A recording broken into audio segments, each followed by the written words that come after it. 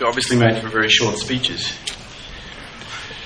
Let me clarify at the outset. I'm not saying that Russell is claiming that my freedom of speech, the political right, is to be curtailed. What I'm claiming is my, as a theist, to be a rational companion in the discussion and seeking the social good is certainly being challenged. Look at the fruit, I say. Look at what are the two, who is achieving what, who is doing what kind of vision of the moral life, of the good life, of the common life that we share is being put up in each instance.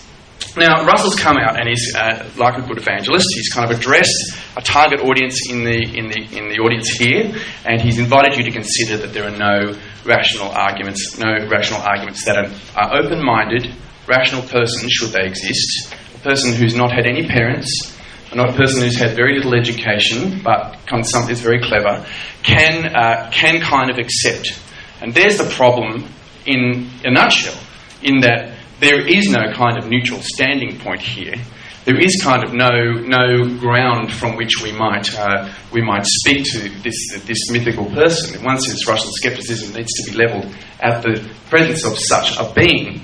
Of course, this does not mean we are not rational, but we certainly do. We all think within our prejudices. The person who is the allegedly open-minded, rational person has his or her own prejudices too. I've witnessed, I know of many people who I would have considered as open-minded and rational as can be, who have indeed been convinced by the evidence, by the existence of God, and who do indeed affirm the existence of God. So theoretically, just as there are people who've swung the other way, so theoretically this is a possibility, a human possibility that people are taking up. And I hesitate to say that those people all were actually in the grip of some delusion at that level. If I'm going to say that they're in the grip of a delusion, I must say that the unbeliever is equally likely to be in the grip of a delusion too. It's convenient not to believe in God. It's convenient not to believe in God, just as you might argue it's convenient to believe in God.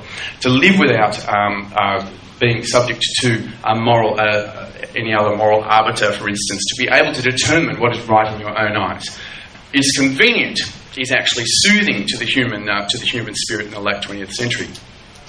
Russell misunderstands and badly misconstrues the arguments for and against the existence of God. And he complains that they get complicated. Of course, they must be taken at their most bald, naked form, or they must be rejected. They can't be taken as sophisticated. If they're taken as sophisticated, therefore, they're obviously the more sophisticated they get, the more complicated they get, the more unlikely they are. Christian theologians have never put those arguments, however, for the existence of God at the front end of their arguments about God, of their talking about God. For Anselm, for example, he spoke of his faith being seeking understanding. Likewise, Aquinas, to whom is ascribed the 5 ways, he very much assumed a kind of existence of God, and then he worked out from his faith and then used these arguments as supports. They didn't have a decisive. There was not claimed that you got at the end of the teleological or the cosmological argument that you got a Christian God in full view. That's never been claimed for those arguments. I might say to Russell again, he's said that these are absurd, but he hasn't shown that they're absurd. He's just shown that they don't necessarily achieve the Christian God in full view at the end. That was never claimed for them. It's never been claimed for them in the way that he says that they have been. So there's not much to be alarmed about there.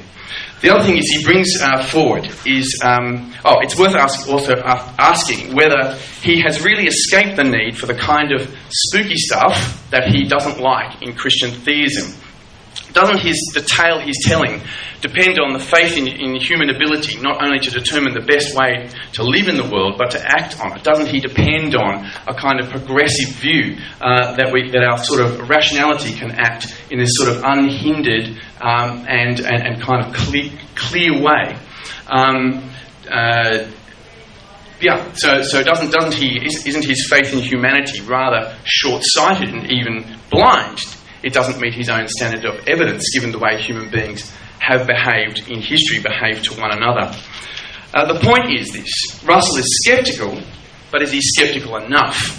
The materialist surely can't imagine that by sloughing off God, he or she has done with paradoxes or conundrums.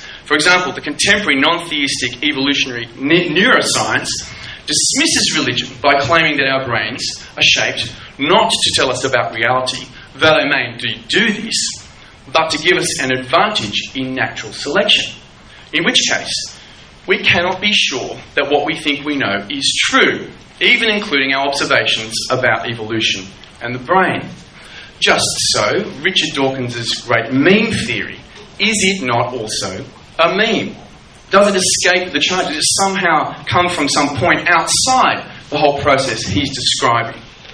But since the atheist case against God usually points to paradoxes and conundrums, as it does in the case of the problem of evil, it's surely right to put the boot on the other foot and say, if you slough off God, are you done? Do you remove these kind of intellectual problems? Or is it just a fact of human life that we have to deal at certain points of our belief systems with these kind of difficulties?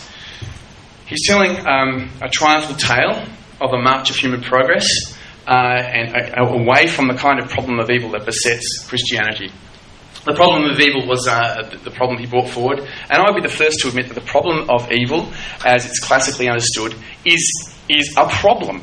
It is an existential and moral problem for theistic belief.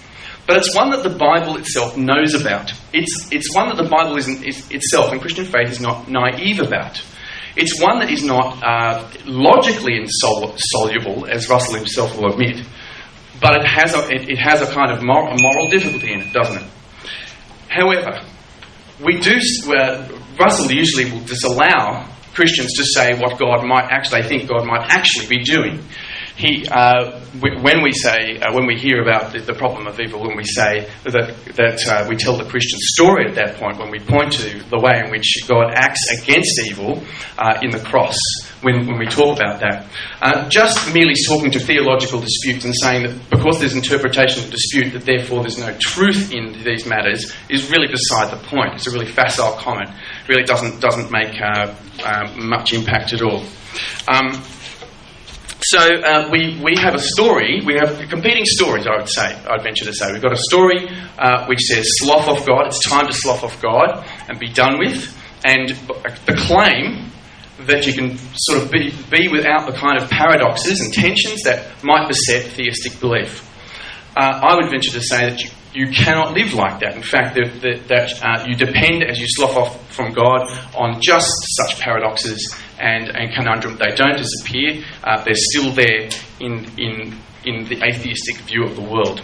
Not least of these is, what good might we do? What good might we do?